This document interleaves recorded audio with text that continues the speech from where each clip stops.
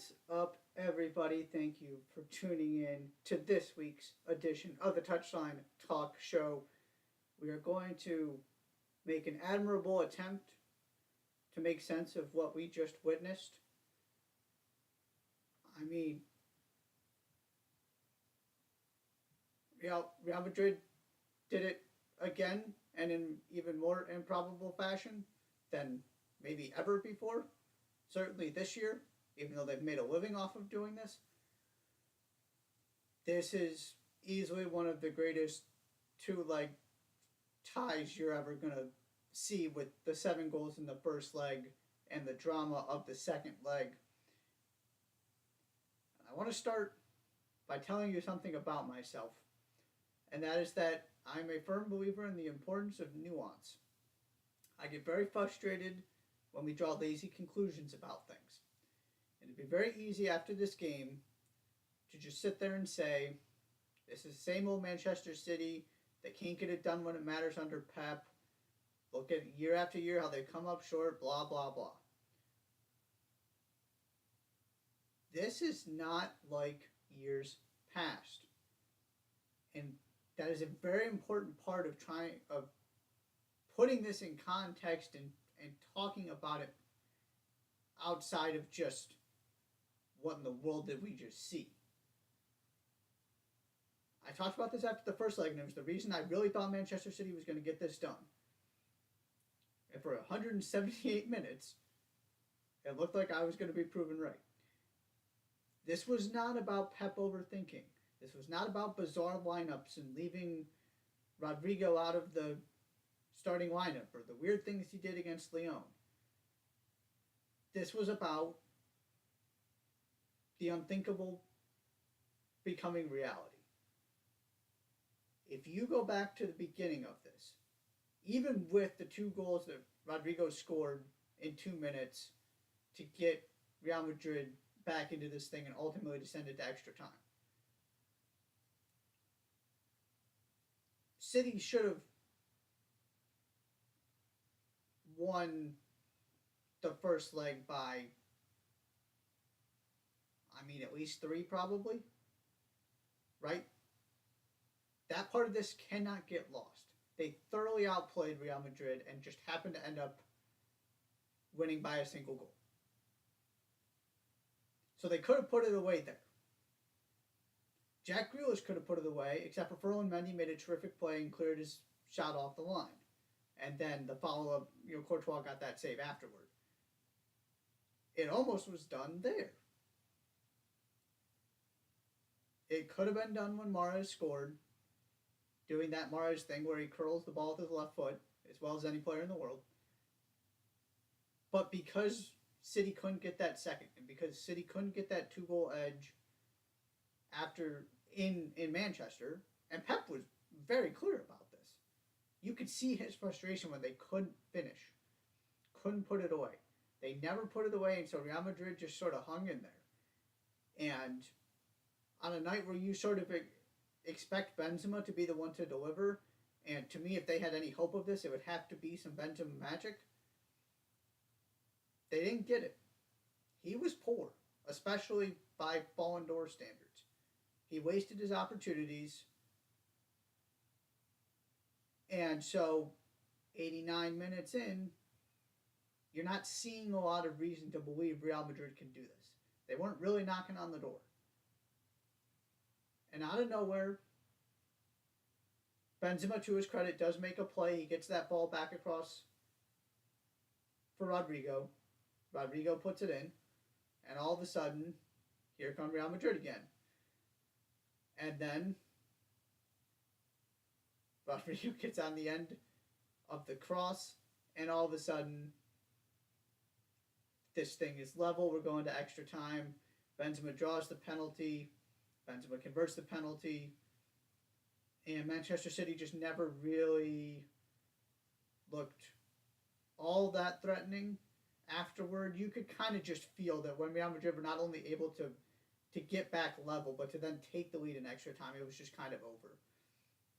Yeah, they had some chances here or there, but Pep was also playing, justifiably so, playing defensively because they had that 2 goal cushion. So he took De Bruyne off. He had Rodri and Fernandinho out there. You know, you had to make some switches at fullback. He wasn't playing for extra time because he had no reason to. So I can't fault him for that.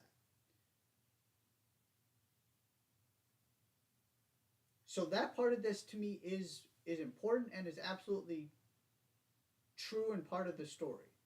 This was not just Manchester City capitulating or Manchester City not knowing what to do or Manchester City beating themselves, most importantly. Real Madrid got outplayed over 180 minutes. But they found a way. Because they're Real Madrid and they just have this thing in their DNA. I'm a big believer in things in your DNA and narratives. I talked about that before. Still didn't think they could do this against this opponent. But they did. And that is why we need to also welcome Real Madrid back to the club of Europe's elite. Of course, from a status standpoint, they never went anywhere. But nobody was trying to suggest 12 months ago this team was even top 5 in the world. Certainly not in the discussion for best team outside of Manchester City and Liverpool. They were the best team in their own country. A country that wasn't, that league was not, La Liga has not been particularly great the past couple of years. But what did they do in the past 12 months? They waltzed through La Liga, absolutely obliterated everybody, to the point where they're going to get to go play Atletico and just kind of chill, because Atleti needs to make sure they get in the Champions League, and Real Madrid's already locked up the league. They knock out PSG, the defending champions Chelsea, and Manchester City in successive rounds of the Champions League. And now they're going to get their shot at Liverpool. I am the person who will kick and scream forever that single results and things like the NCAA tournament or a Champions League run are not indicative of who a team truly is. And that just because a team made the semifinals of the Champions League or the final of the Champions League doesn't automatically mean they're this great team in, top 4 in the world or whatever. It's how I felt about Real Madrid last year. I can't make that argument about this team right now, the way they're playing under Ancelotti. Is it pretty? No. Are they horrifyingly bad at times? Sure. Are they breathtaking brilliant at others? Yeah. And at the end of the day, they continued to do it. Kind of in my head, especially after that first leg, where you felt like they got incredibly lucky. My thought was, okay, if they can actually pull this off and get the better of Manchester City on their home field, in front of their fans, I can't just sort of sit here and say they haven't done enough. This is another one of those joy rides that they don't really have any business being on. I've got nothing left. They're flawed, as is everybody. But to me, they're the third best team in the world. I don't know what else they're supposed to do. And them beating Liverpool is not going to change that at all. Let's not get this twisted and go too far the other way. They are a whole level behind those two teams. But they showed up, and they played with Manchester City. They kept City in check, gave themselves a chance, and they did that thing they do better than any team in the world, which is just find a way to score goals out of nowhere in the Champions League. And so they are back in the final. The other part of this before we get off of Manchester City, and this is where narratives. I get real tired of people looking at Manchester City and PSG and just going, they're ruining the sport. You can't beat them. Look at their squads. They get whoever they want. Sure they do. And you know how many Champions League finals appearances between the two of them they have? 2. And you know how many goals they've scored in the Champions League final? 0. This idea that because they're the best team in the world, they're automatically just dominant in every sense of the word is false. Now, yes, PSG are running away with league almost every season. They didn't win it last year. And yes, Manchester City have established themselves as the dominant team in the Premier League. They might not win it this year. Liverpool got one. And so much of this has to do with a very simple concept that, right, when you have that much talent, your talent discrepancy is going to show itself over a 38 game season, way more than it is in a tournament and these single, two legs, single competition, stage by stage kind of thing, where you're playing one team, 2 games, or in some cases a single game. Sure, you're susceptible there. That's kind of the point of this. They haven't figured out how to do that part of it. They haven't figured out how to overcome adversity when it strikes. I thought PSG had, and now I'm not so sure again. They haven't figured out the formula of how do you control that 180 minutes you need to get through. City have shown incredible glimpses, and I think they've shown real growth over the past couple of years.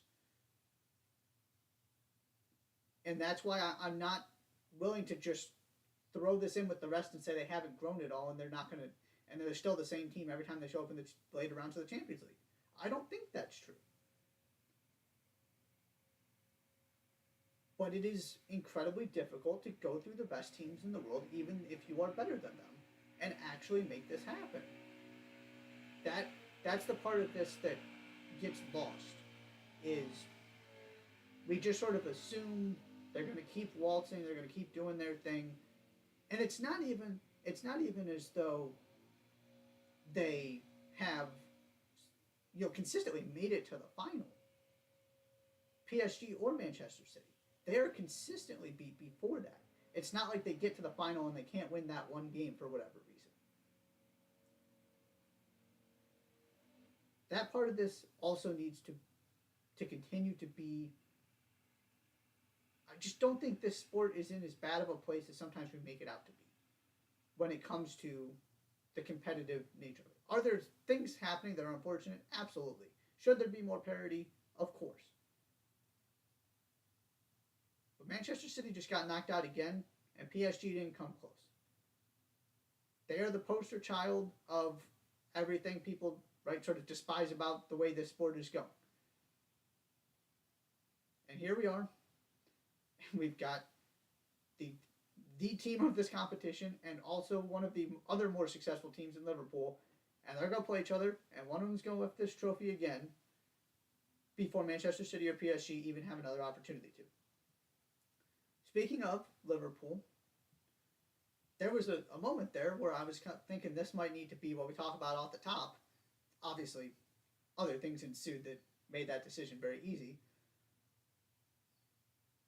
But Villarreal kept themselves in that first leg, kept it from getting out of hand, and gave themselves that opportunity. Same thing as Real Madrid. And Unai Emery said, we're going from it from the opening whistle. First of all, round of applause to you, Unai Emery, for doing so. It wasn't a bad decision. It did kind of backfire on them, though, because they scored too quickly. They had it all tied up by halftime, which allowed Jurgen Klopp to go in there, get some things figured out, and gave Liverpool 45 whole minutes to reestablish themselves and get those 3 goals in the second half to put this thing well out of reach. The flip side to this is if you can get their 0-0 into halftime 0-0, you're down 2 goals. If you can get that first one, the way that Villarreal did,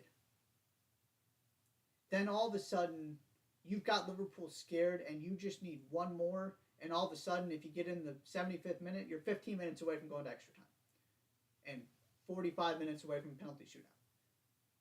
That is the other part of this. It's sort of the other way you could approach it. I will always go to bat for the manager who says, we need to get our goals first. We'll worry about the other part later. Because what if they didn't get those goals? Liverpool had settled in the game. You would have come out feeling the same way you did about Atletico Madrid. Play a little bit, please. Villarreal did, and Villarreal has throughout this tournament. They need to be remembered as more than just a team that simply made this magical run and played some good defense and were well organized. When they needed to score goals, they did. This was not a bunch of 1-0s, a bunch of shutouts. I mean, yes, they played very good defense. But think about this for a second. The biggest difference in this across the two legs against Liverpool was the mistakes Geronimo Rulli made in net. If you get a rock solid performance from your goalkeeper, there's a real argument this thing is 2-2 on aggregate. So much of what broke this thing open for Liverpool was self-inflicted, particularly by Rulli. That is, of course, part of the consequence of not having Liverpool money to go. They had frustrations with their goalkeepers in the Champions League, so what they do, they went and bought Alisson. Villarreal don't have that luxury. But that is how close Villarreal came. It was an incredibly admirable performance, and they showed up. On the Liverpool side of this, two things that go together I want to highlight moving into the final. If you want to get at this Liverpool team, it has always been the same story. And Villarreal were able to do this. Most teams can't. But for 45 minutes, they did it. You got to take those fullbacks out of the attack. You got to take the ball away from them, and you got to make them defend. Because what happened? Eddie and Capoue beat Andy Robertson twice, and the second goal was from Capoue after he beat Robinson to Trent Alexander-Arnold getting beat on the other side. And Francis Coquelin getting way above him, and Alexander-Arnold just offered very little resistance. That's how you expose the weaknesses of these two players. That might have been the worst half they had combined in Liverpool shirts. They have done so many great things. They are absolutely terrific players. That's how you expose what Liverpool does. Because if you let them get going and give them the ball, again, this is way easier said than done, but Villarreal made it happen. They showed you the blueprint. Because you give them the ball, good luck. The other major issue Liverpool had in the first half was that midfield was just non-existent. And I just kept thinking, if that's Man City, if that's Real Madrid, this could have been even worse. It has to be better. And it was better in the second half, but it has to be better in the final. They got cut open too many times, and they weren't able to establish their press and the rhythm that they are so reliant on. Right? They don't play with a 10. Their 10 is creating turnovers. It's moving, getting that press going, getting the high line going, that midfield controlling proceedings. Thiago's running the show. You're getting turnovers. You're stopping the other team from really starting to build, making things choppy, and you're getting the ball, connecting those passes to get the ball to your incredibly gifted attackers. None of that was happening in the first half. And the result is what is probably the worst passing performance of their season, certainly in the Champions League. But ultimately, they figure it out after halftime. Luis Diaz comes on. He has to start the final. And I feel bad for Diogo Jota because he's been sensational. He's not on Luis Diaz's level. Luis Diaz is absolutely spectacular one-on-one. You saw the difference he made in this game. And again, everybody else played better too. And because they had the ball, their fullbacks were able to do their thing, and Trent Alexander-Arnold played in some dangerous crosses. This all goes back to them being able to control the terms of the game. But there we are. Real Madrid, Liverpool. Mo Salah said he wanted Real Madrid. He wanted to get the revenge. He's got his opportunity. We'll do plenty of breaking this down and analyzing this matchup before it happens. We've got some time now. Congratulations to Manchester City, Villarreal. Terrific runs. Come up just a little bit short. This was those two, between what Villarreal did and, of course, what we got from City and Real Madrid today. Every year it seems like the semifinals deliver, and this year was, of course, no different. That was a just an incredible comeback for the ages. So congratulations, Liverpool, Real Madrid.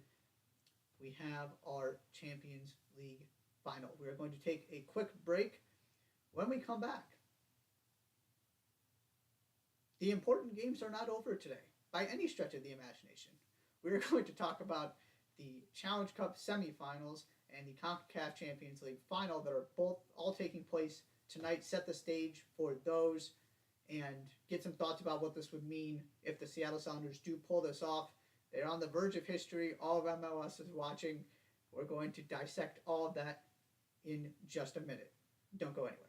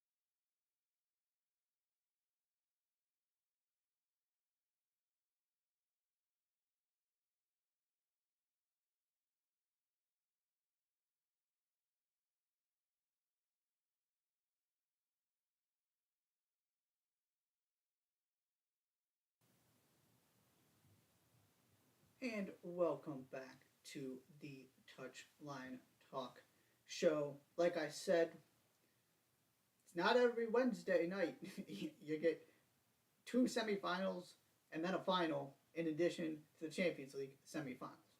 This is one of the, I mean, this might be the best day of soccer I can ever remember in terms of the significance of these games. And we're off to a great start with what Real Madrid and Manchester City gave us. Hopefully that continues. So we're going to start with the Challenge Cup semifinals. Washington Spirit, OL Reign, 8 Eastern, CBS Sports Network. So we're talking just over 35 minutes from now. Of course, these two teams played over the weekend. Washington Spirit get the win. The Ashleys both scored goals, Sanchez and Hatch. Roosevelt had a penalty saved in that game. And she did score OL Reign's goal. It came after Audrey Kingsbury spilled the ball trying to deal with a cross, and Roosevelt was right there to knock it in. It's about as easy of a goal as she's going to score in her career because, I mean, she scored plenty of difficult ones. That one she kind of got gifted. And I talked about Trinity Rodman's crossing ability. Her coach also went on Twitter and said the exact same thing about how difficult that cross she pulled off for Ashley Hatch's winner was because that ball was bouncing and hard to deal with, and she put it in. I mean, it's one of the best crosses I've ever seen. So go check out that highlight if you haven't yet. For this game in particular, it's sort of, maybe ironic's not the right word, but the Spirit are supposed to be the Reign, OL Reign are supposed to be hosting this.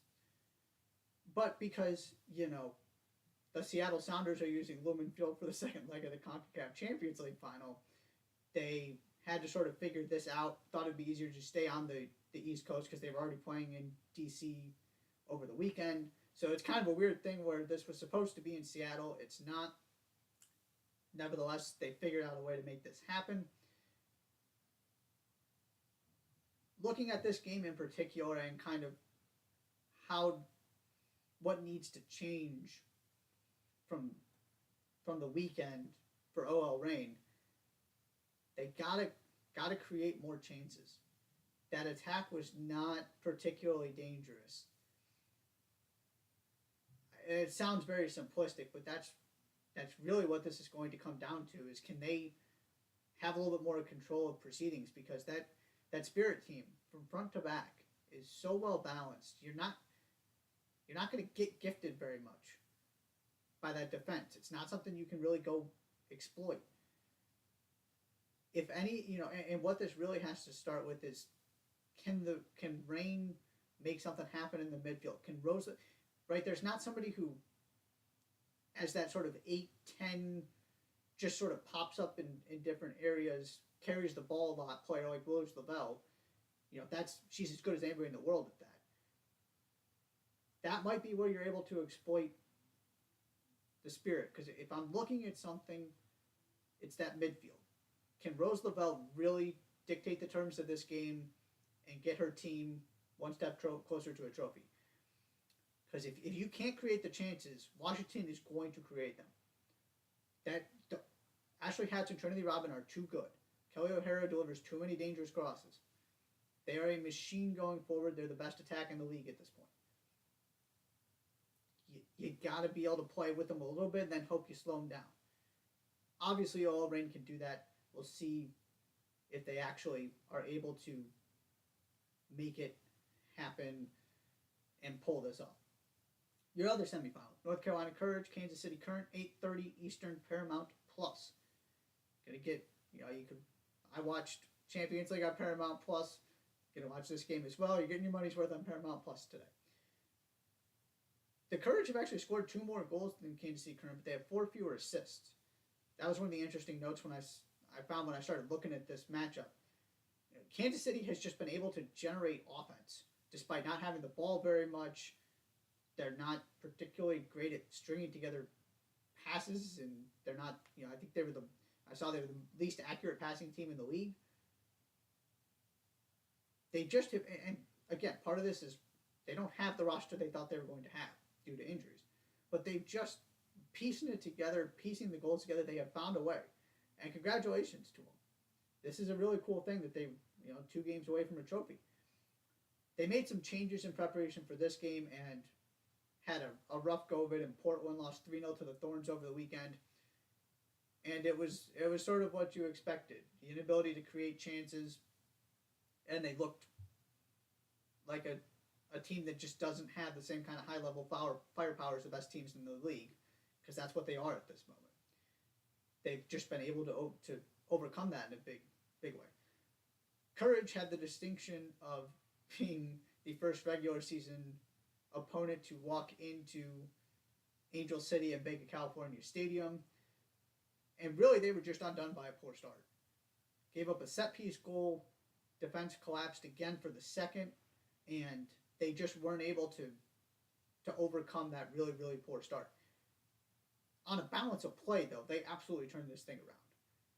They really found a way to get going in the second half. They created some chances. Dabinia got the goal. And so they are absolutely the favorites going into this. If for no other reason that Dabinia is that player that can turn a game on its head by herself. She nearly did it over the weekend. But again, they also don't have the same kind of firepower they have in past years. So this is an interesting matchup. But they are very much your traditional kind of Manchester City-esque team. And we're going to have the ball. We're going to put together passes. Going to be systematic in the way we break you down. And the Current are very much the opposite of we're just going to piece this together, and it might not be pretty, but we're finding ways to get goals. So you've got sort of these contrasting styles matching up for a spot in the Challenge Cup final. And then your nightcap is none other than the CONCACAF Champions League final. It is 2-2 heading back to Lumen Field in Seattle. The Sounders had one of those very Sounder-esque experiences in Mexico. They were simply the better team. They were really good. Not great, but really good. They just wasted their chances. Ruidíaz had one in the second half. It was a terrific save, but you just don't understand how that didn't go into the net. They had the better of the play. They looked very comfortable. You have just a penalty that happens, and all of a sudden it's 1-0, and you go, okay, even if that's the end result, not a huge deal. We feel fine taking that back to Seattle. Well, then Juan Doneno gets on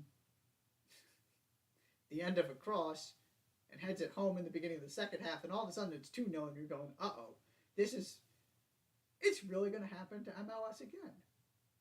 They deserved, at the very least, a draw, and they're going to lose 2-0 and have a lot of work to do going home. Which is when the Sounders activated Sounders tournament mode and drew 2 penalties. Nico Ladero converts them both, and all of a sudden it's 2-2, a fair result, and the Sounders are back in pole position to finish this thing off at home. It was just one of those, is this going to happen again? No, it's the Sounders. Simultaneously, they had no business coming away with a draw and absolutely deserved it. It's just who the Sounders are, what they do. They are so good in situation, just creating that situational brilliance and just understanding what they need to do when and how to make it happen. Most teams just don't have that. The Sounders do. They've proven it time and time again. You think they're out of it. You have to play different ways in order. It's one of the big things, and we'll talk about this getting into MLS playoffs, but they're so good at winning different ways. They can shut you out. They can put 3 or 4 goals by you and absolutely dominate going forward with all their attacking weapons. They've got a little bit of everything. It's what I love about this team when it comes to tournaments. It's why they've been so successful. It's why they're right here with an opportunity to be the first MLS team to become champions of North America. Also, shout out to Christian Roldan. First of all, you're going to have a hard time convincing me he is undeserving of a spot heading onto that plane to Qatar. We'll see how the next, five months go. I'm a huge fan of his. He got kicked around the field in the first leg, was furious with the referee multiple times, and I usually am not a fan of that, but I really didn't have an issue because he wanted yellow cards, and I don't blame him. But he ultimately does draw the penalty, so that was a nice little bit of karmic justice for him. He does those little things so well. He gives you the ability to create, to defend, cover space, put the ball in the back of the net, play 5 different positions. He's going to be key again tonight, and I really think he's got a spot on the U.S. men's national team when it comes to the World Cup. If you're looking for a reason to be concerned, it is simply Juan Doneno. He has been arguably the best player in this tournament, certainly the best goal scorer. He is one of those guys that can make something happen out of nothing and can steal this game. He almost stole the first leg. And he is scoring goals for fun in this competition. That is priority number 1. If you can keep him from being a decisive factor, Seattle's got an excellent chance to do this. And let's make no mistake about it. They are heavy favorites. They were heavy favorites coming in. They are heavy favorites now that all they need to do is win at home. This is a Pumas team that just finished 11th in Liga MX. 11th. This is not your typical good MLS team versus elite Liga MX team. And while it was a valiant effort, LAFC or Toronto, but that team just has it's got the bigger budget, they've got bigger stars, and it's just how it goes sometimes. Nothing to be ashamed of. No. That is not the situation we find ourselves in. This is the first time an MLS team has been expected to do this. It's only fitting it's the Sounders. They built this team. They spent this money for this moment. Now they need to deliver it. It would just be really, really disappointing from an MLS perspective to get this close again, to for the first time feel like it is in your control and that you have the responsibility to do this, not you're just sort of hoping. To get a Liga MX team that, quite frankly, you should not be scared of,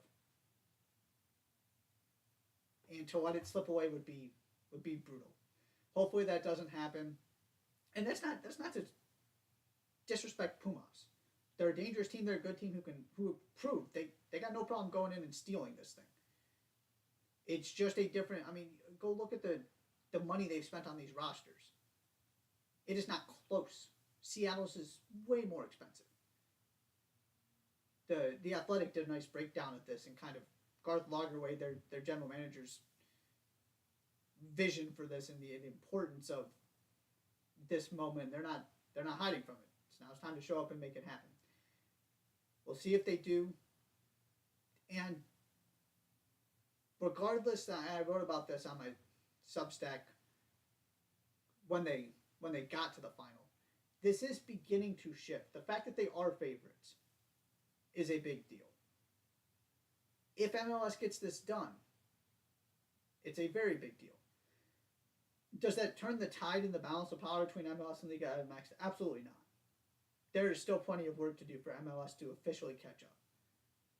But getting teams consistently into the final, having two teams play each other in the semifinal, and you know, New England threw away a lead they had no business throwing away, or else they would have been a factor in this too.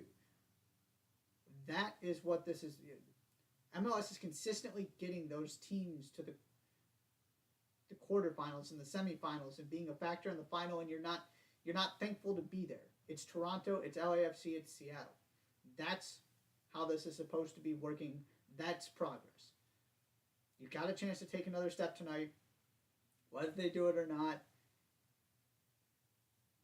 it's still another important.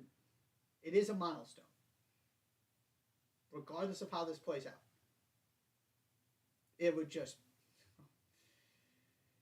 to be in this situation, you don't know when you get an opportunity like this again, and for it to be the Sounders, for them to let this slip away, it would be brutal. We'll see how it plays out. FS1, 10 p.m. We are going to take another quick break here, and then we're going to look ahead to the weekend because we have, Europa League, Europa Conference, and of course all of the weekend action across the globe to get to. So we'll be touching on all of that when we come back. You're watching the Touchline Talk Show.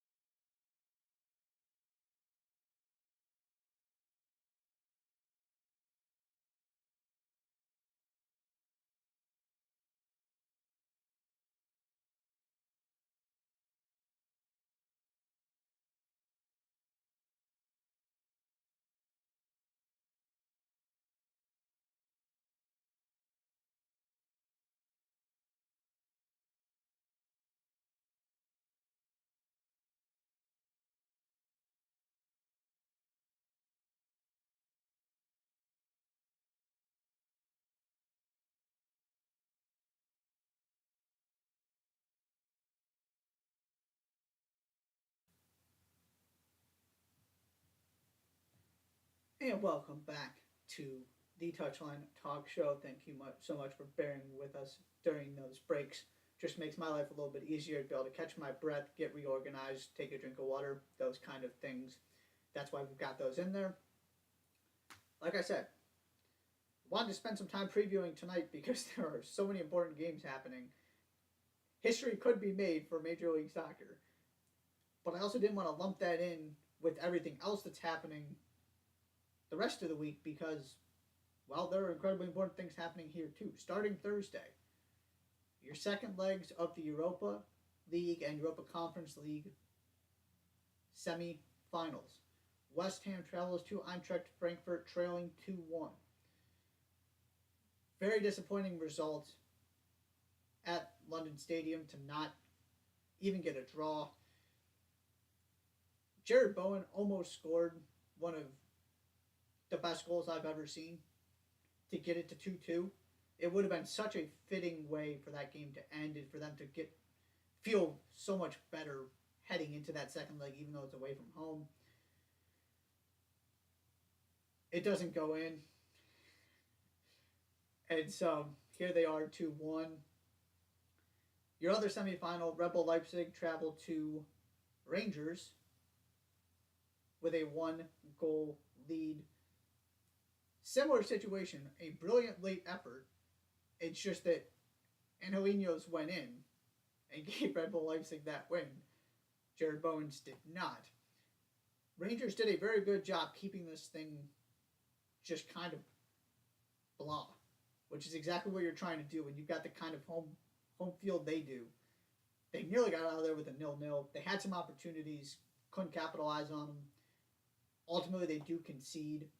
And so you've got this opportunity that, as of yesterday, seemed pretty likely.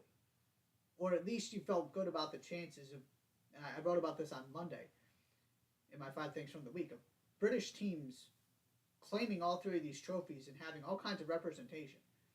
Right? You expected Liverpool and City to get there. Liverpool did, City didn't.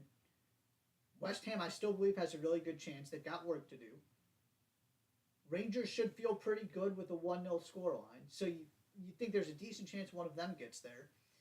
And then your opportunity in Europa Conference, Leicester draws Roma 1-1, so now they go to Rome. No, they're not favored, but you also don't feel all that bad about those chances. Roma got their early goal and then just kind of lost control. Leicester really grew into the game. Finally got the goal back. Had some pretty good chances of getting a second. Couldn't do it. So like I said, it ends 1-1. Your other semifinal, Feyenoord, 3-2, headed back to France. They get the win over Marseille at home. This was a really, really good game of just back and forth, nonstop action in the first half. You kind of looked up and somebody was running in free in the box or somebody had a good chance, it seemed like, every single time. The third goal was one of the more bizarre ones you're ever going to see, in the sense that just trying to set things up off of the second half kickoff. Marseille leaves the ball short, Feyenoord pounces, and all of a sudden it's 3-2. That goal could very well end up being the decisive one. Of course, Marseille got plenty of opportunities to make this happen in the second leg and render that mistake irrelevant, but there were a couple tough moments at the back. And you feel like this thing has more goals in it because neither of those teams were very inspiring defensively, and they showed all kinds of offensive firepower.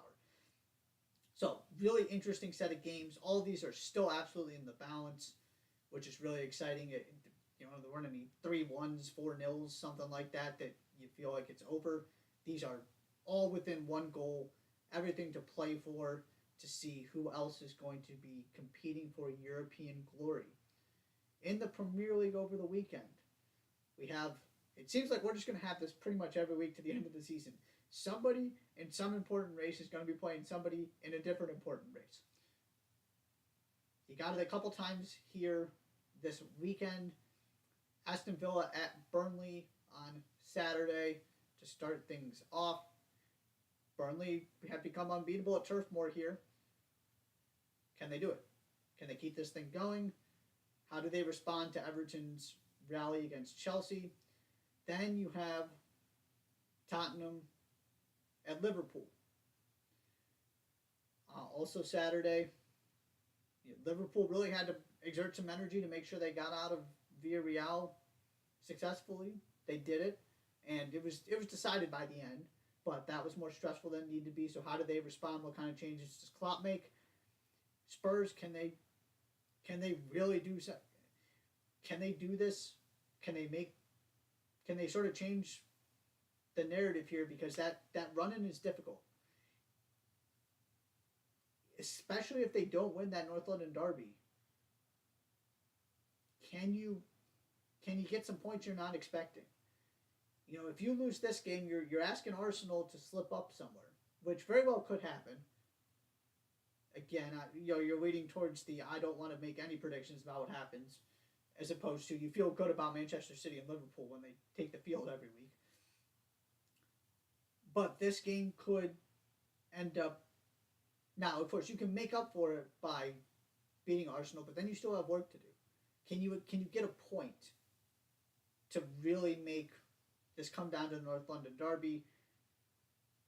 This is... And also, Liverpool, this is one of your tougher tests left. You've got the more difficult schedule. Doesn't matter. How can you sort of hit City with a double whammy here and put pressure on them as they're dealing with this crushing disappointment they just experienced in Madrid? Then Sunday, Leeds at Arsenal. Relegation, top four. Another one of these pitting two different teams competing at the very, very end of the season for something important against each other. But I want to take a quick moment. Wish the best to Stuart Dallas. That was an ugly, ugly injury. That guy is a warrior. He doesn't miss games, period. To see him go down like that was really difficult. Again, I didn't feel like Leeds played poorly. They just, lost 4-0 to City. That's kind of the world we're living in these days. How do they bounce back from that? Can Can they get these 3 points against Arsenal, or even one to give themselves some cushion? Can they get three and again create some separation depending on how the rest of the week goes from the thick of the relegation battle? Because they got brought back into it. If they don't pick up some points, they're going down. I think there are still some points to be had from Burnley and Everton. Not that many, but all of these teams need to accrue more points to be safe. I don't think this. A couple weeks ago, I was sort of thinking maybe this is going to be who is just the least worst, and all of a sudden it has turned into you gotta make some things happen to get to safety and to feel okay about yourself. Leeds had been doing that, which is how they got themselves out of this in the first place. And then, they have a little bit of a poor stretch and have to play Manchester City. Burnley start winning. Everton beats Chelsea, and here we are. They're right back in the thick of this. So we'll see what happens there. Arsenal, again, you got to just keep the pressure. And Tottenham's, but you can put yourself in a really good position heading into North London Derby if you win and Tottenham loses. All you need is a draw, and you're feeling really good about that top four spot. So can they continue to do this, put the pressure on Spurs by winning at home, a game they should win? Also Sunday, Everton at Leicester. As I just mentioned, Leicester is playing for a spot in the European final on Thursday. They've really just kind of taken the Premier League mid-table mush thing, and rightfully so, have said our priority is Europa Conference. So they're rotating their squad. It's that weird place of you're not in danger of getting relegated. Their path to Europe is winning the Europa Conference.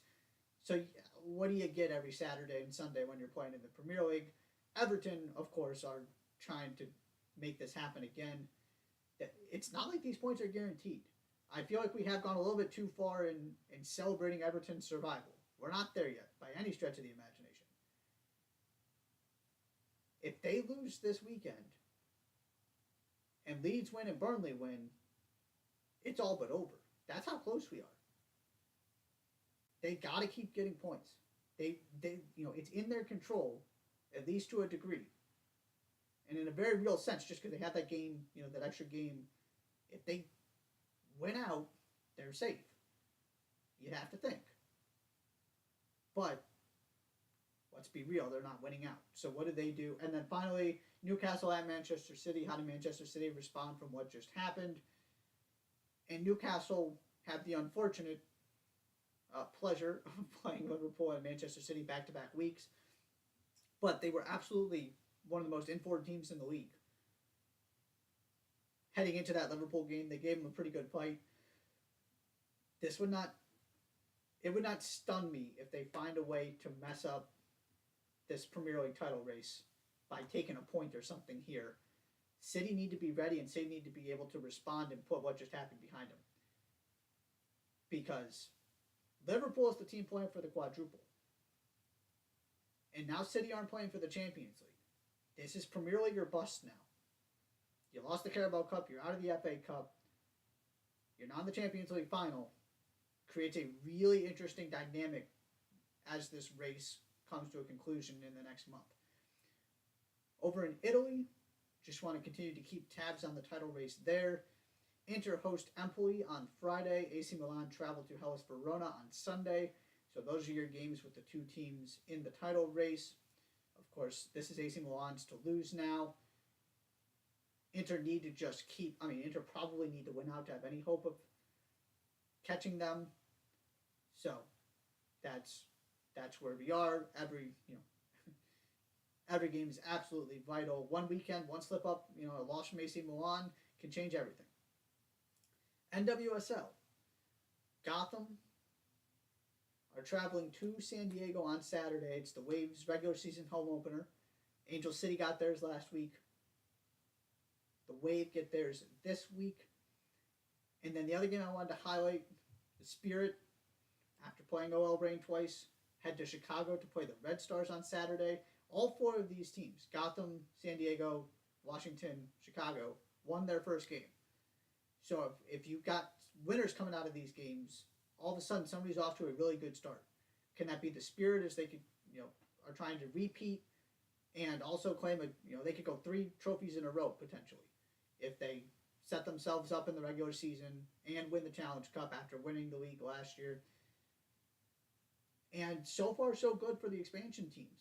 It wasn't particularly pretty in the Challenge Cup, but that was the whole idea. Is they treated it more like preseason, getting this team ready, and they got the win to start. Can they continue to build on that?